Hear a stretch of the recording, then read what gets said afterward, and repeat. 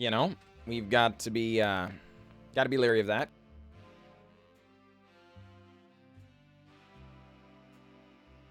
Greetings, everyone. I'm glad to be here, and I'm glad that you are here. Today's nonsense is brought to us by Poseidenj, and this is one of our series of the Deck Doctor, right? Where we get in a brew, and then we play it a little bit, and then I give a couple recommendations and see how it goes. This, again, Bant, I don't think it actually qualifies as Bant. It shows up as Bant because of the Yorion, but this is honestly just green-white blinking stuff, right? It is in the format of Explorer, which is kind of nice because you do avoid a little bit of the degeneracy of Historic, you know, the power level just a little bit lower there, but you still get a lot of the nonsense that that we all crave, right? Obviously a Yorion deck, trying to blink all manner of things around, you know. There are Yasharns and Knights of Autumn and, you know, all of these wonderful 2-drops that are utility style creatures, life gaining stuff, drawing cards stuff, and a little bit of graveyard hate stuff, which is kind of nice. There is definitely some graveyard nonsense going on in the format of Explorer. So all these things, very, very good. Then we've got a little bit of interaction in the form of Portable Holes, Skyclave Apparitions, and Wicked Wolves. So on the whole, that package pretty robust. We do have Baffling End, but this isn't really so much for the blinking stuff, because you do give them 3/3 tramples, so that's kind of a large creature. You don't want to blink this as much unless the opponent really has something going on. But it is also, you know, obviously it does qualify as removal. So in all honesty, there's kind of a lot of removal in this list, despite it being, you know, a pretty unassuming blinky style list, right? That said, it looks great. Let's take it out for a spin. Maybe we'll come back and maybe have some recommendations after the games.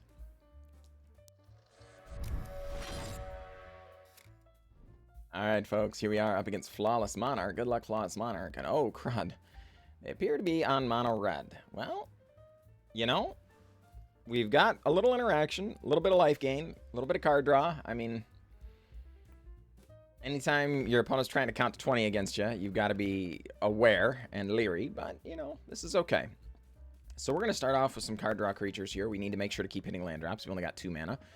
Our opponent continually hitting theirs. The question is, do they cash it in? They certainly do. They have a Fanatical Firebrand. They pop down on the battlefield, immediately cash it in, play with fire our face, going to do a little scrying to the bottom, and Fanatical Firebrand just going to keep hitting in. We're down to 12.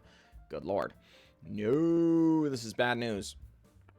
For a minute, I consider trying to limit the amount of damage we take by Baffling Ending, but we end up on trying to make our land drop and slamming a Spirited Companion. It turns out our opponent, or we miss our land drop, and our opponent does not miss a beat, goes with Vishino Pyromancer. Well, we've now got a couple of choices here. We can keep trying to draw cards, we can interact with Vishino Pyromancer, but in my mind, that Flame of Keld is very, very threatening. So we're just going to go ahead and destroy it before they get a chance to draw cards, and then eventually, you know, amplify all the damage we take.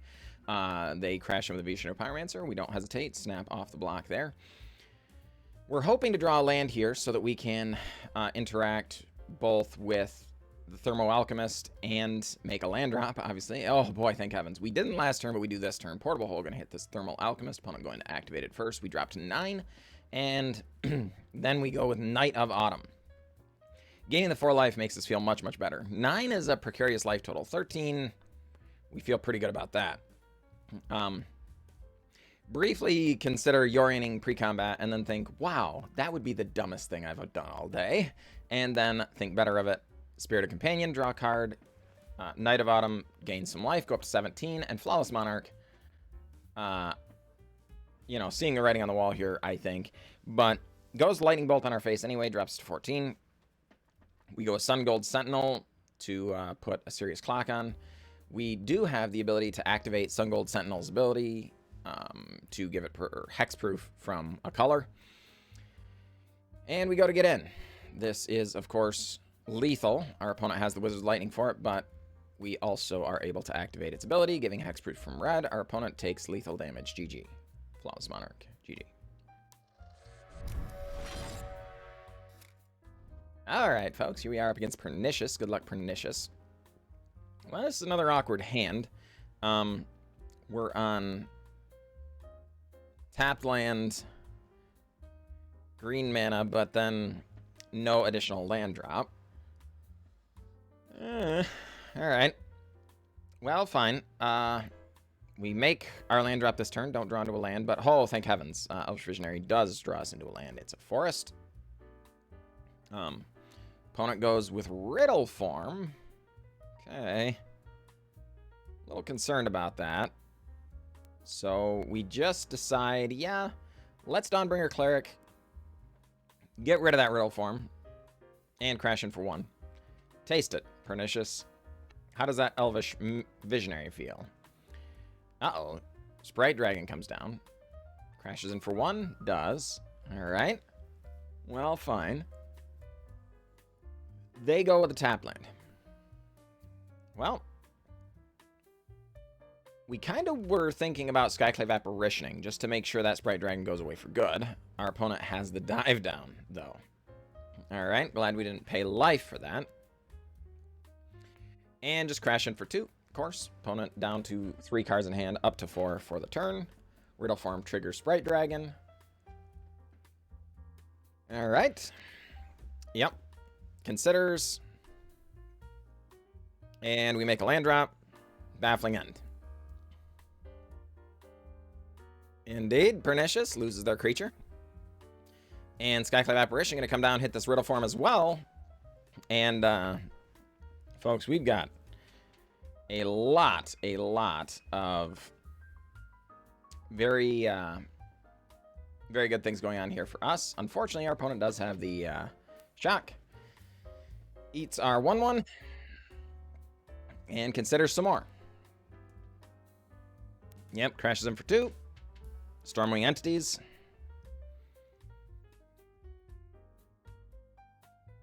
And scries. Top and bottom. And we're trying to consider how to go about this.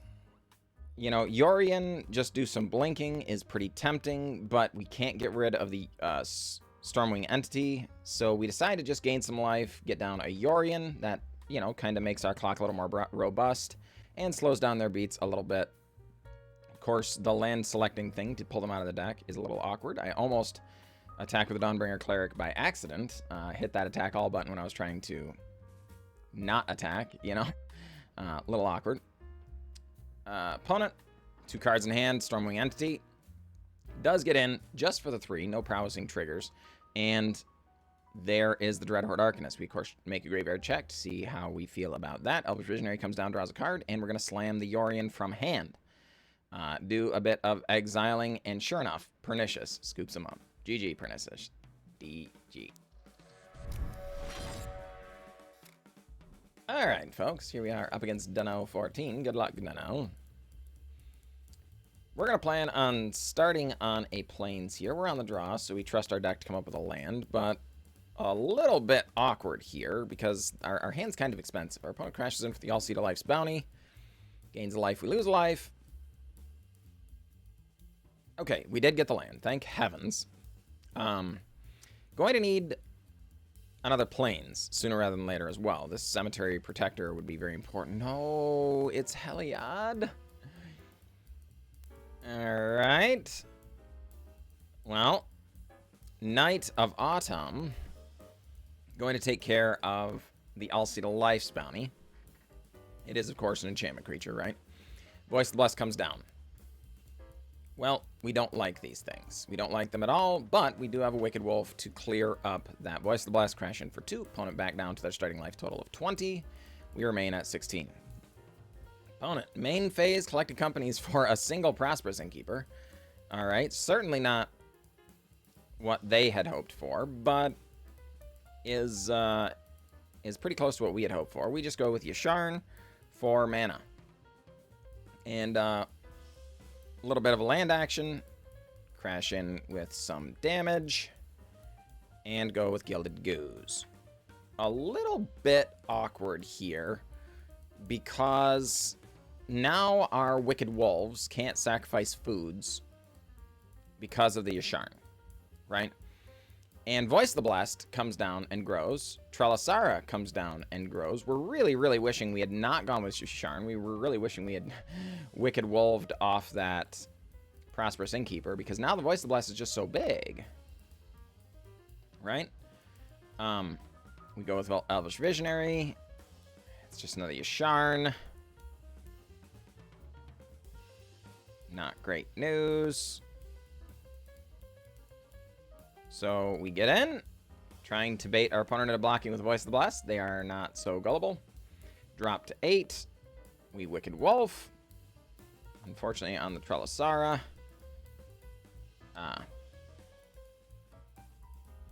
I momentarily forget about the Yasharn thing, but it's okay. That was definitely a, you know, you got to do what you got to do thing, and that Trelasara was going to grow out of control. Turns out they have a replacement, and we no longer have an answer for Voice of the Blessed. Our opponent gains the life with Voice of the Blessed, crashes in for 8. We chump block, just trying to not die. You know how it is. Trelasara grows out of control. It's a 9/9. Another Wicked Wolf. Oh, no. Yeah. Admittedly, this was an early scoop. We should have taken one more turn, because we could have drawn into one of our exile effects for the Voice of the Blessed. Honestly, I was just a little bit tilted. Alright, folks. Here we are up against Anoter. Good luck, Anoter. And examining our options, not much we can do here, so we just go with Plains. Planning on progressing into a forest. Alright, opponent looking at our Yorion. Looks like all the other Yorions they have seen, I assume. Uh-oh. And 10th Street Dodger coming in.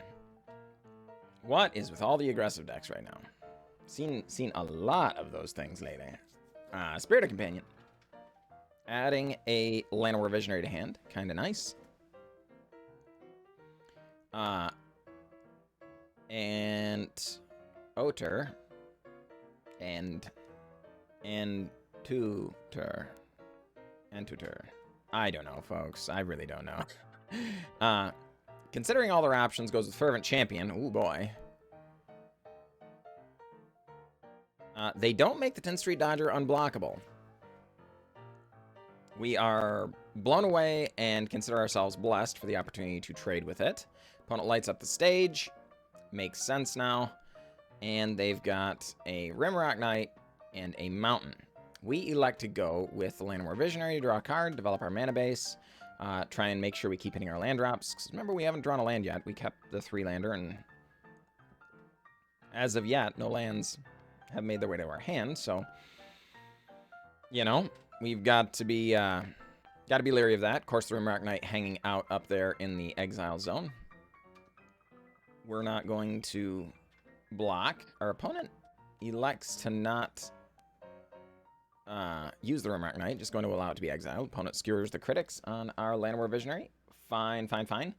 No land drop against the mono red deck is very, very scary. We elect to portable hole the Fervent Champion, because if they could have some kind of artifact destruction. It is unlikely they have enchantment destruction, right? It's unlikely they have artifact destruction either, but they could in red. That does show up occasionally. And we certainly do not want to see the Runaway Steamkin come back. The Fervent Champion would be bad enough, but this is fine. All right, so we do shock in. The Legion War Boss needs to go away. Wicked Wolf, make sure that can happen. Our life total still relatively healthy at 13. 10th Street Dodger can be made unblockable. So anytime... Oh, crud. Risk factor, huh? Well, rather than allow them to draw 3 cards, we just take the beats down to 9. That is significantly less healthy. Opponent now going to skip their attack step here. I'm like, oh my goodness, this is fantastic. We're going to be able to Dawnbringer away this risk factor. and it comes down, and then I just grab the wrong one. Are you kidding me? Oh, no. For some reason, my muscle memory believed that the exile a card from a graveyard was over there, and it wasn't. It turns out the Annotator is like, yeah, I still can't win, so GG. I agree. GG.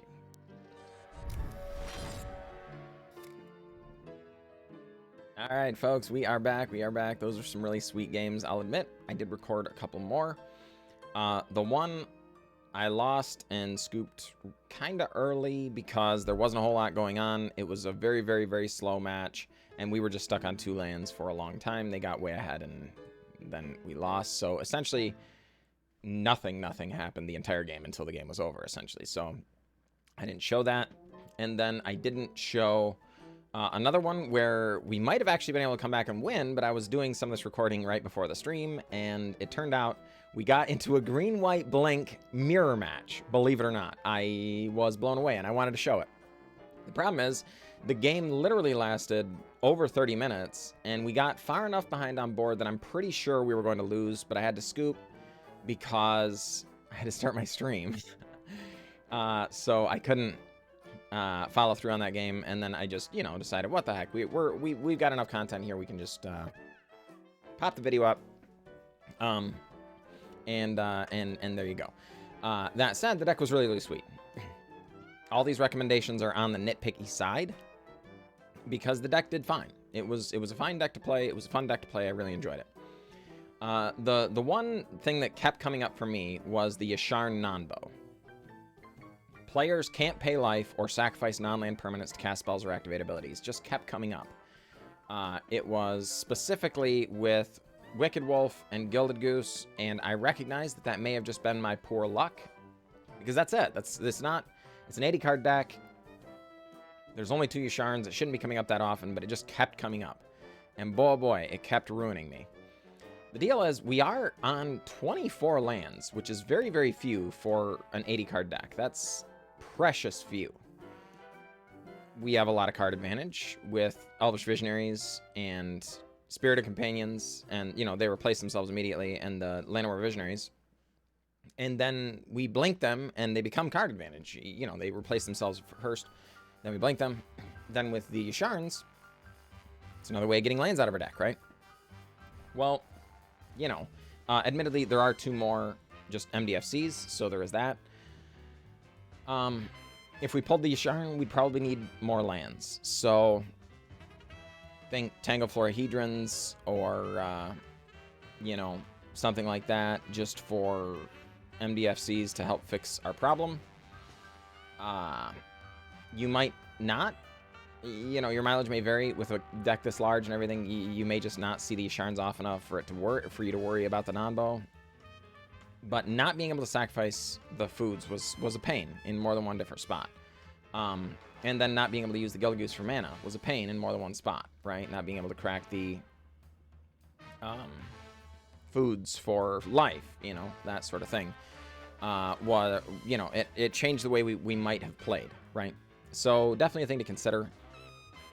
As far as other cards you might consider, Charming Prince, obviously being able to loop with the Yorion, where we don't get the thing back until the end of the turn, and then this doesn't give it things back until the end of the turn, means we can kind of loop them back and forth.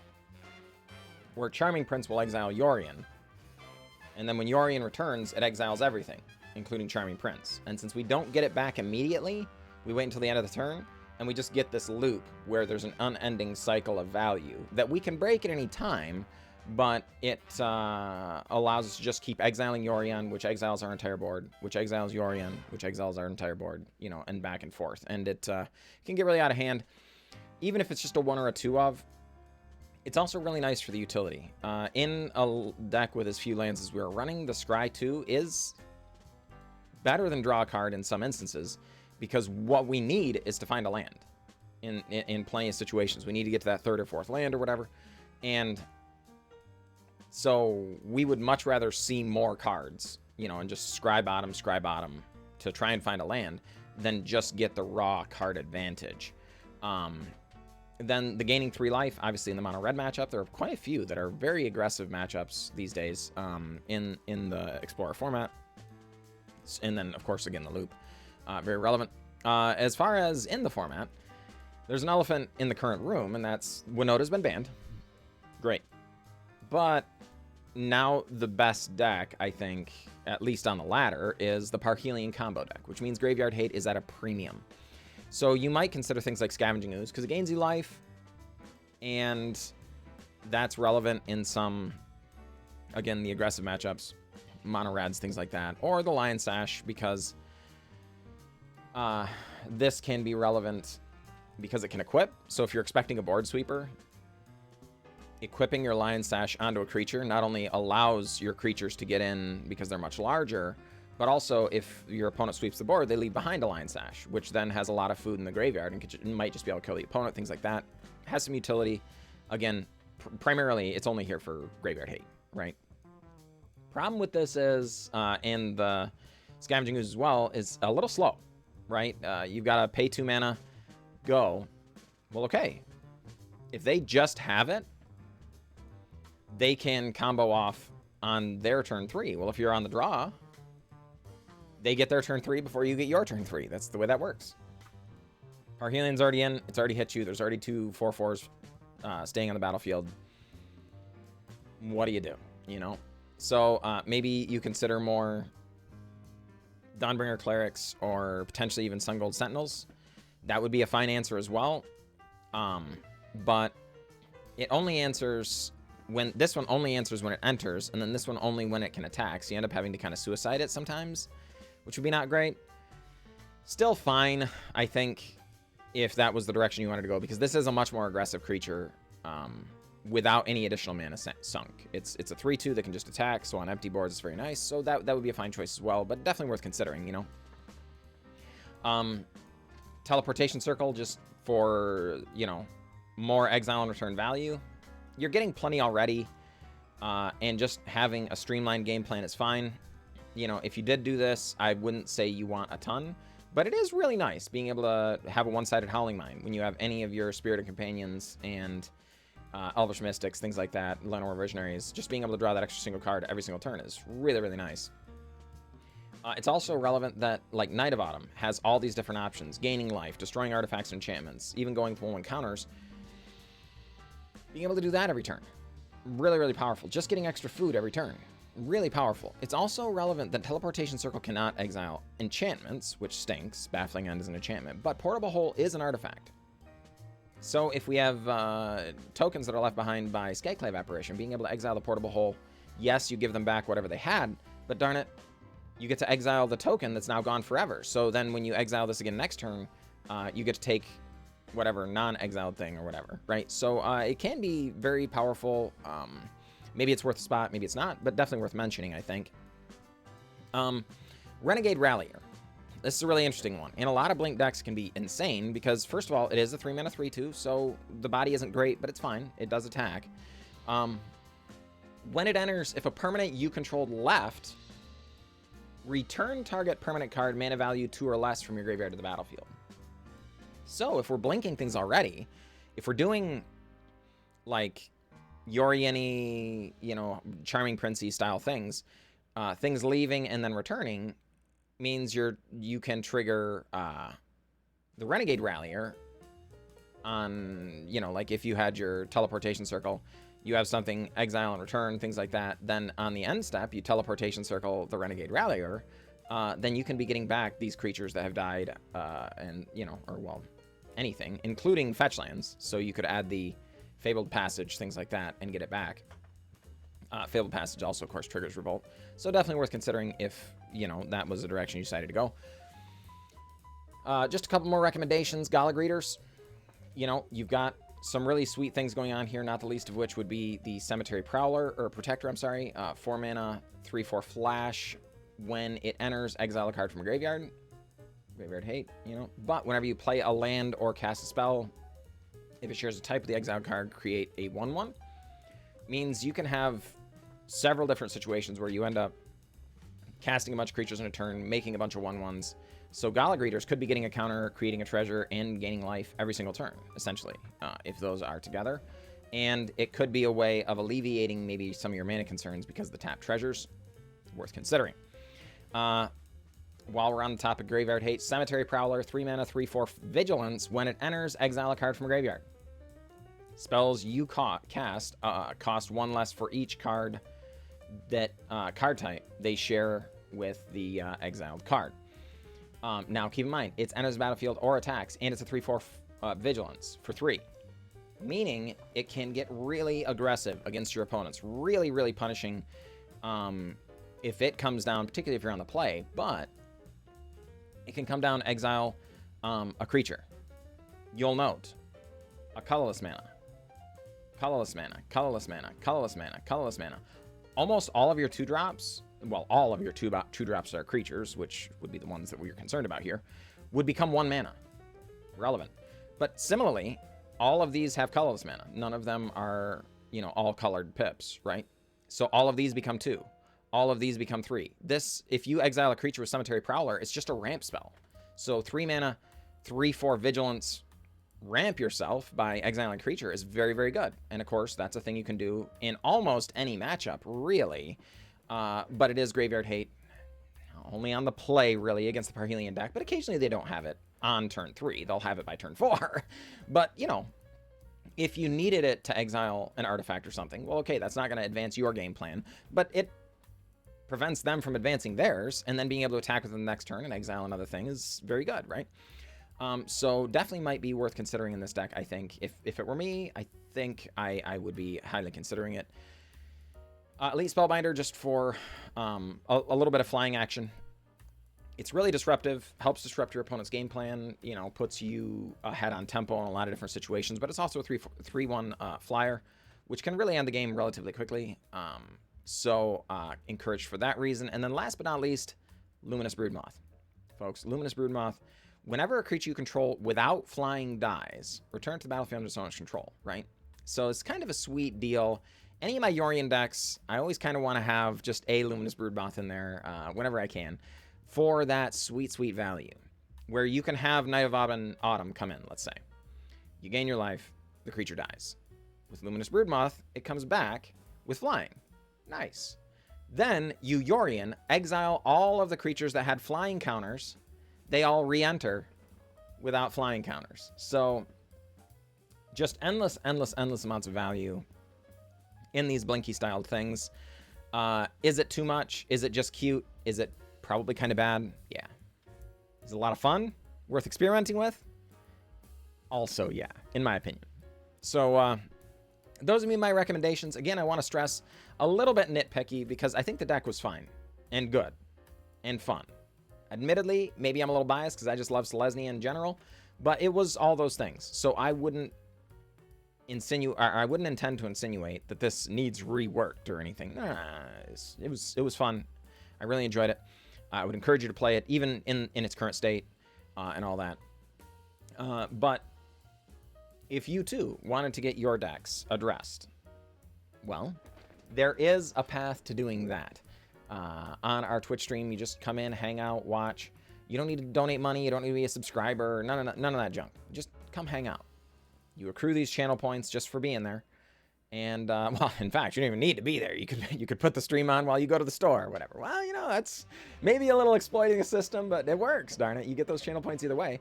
And then when you accrue enough, you just cash in deck stipulation, and you can choose to either have me do it on stream or we do it here on the YouTube channel. So definitely worth looking at, worth considering. And I do want to thank Poseidenj for cashing that in and making this all happen. Thank you very much, Poseidenj, and thank you for watching, all of you wonderful folks. I will catch you all next time.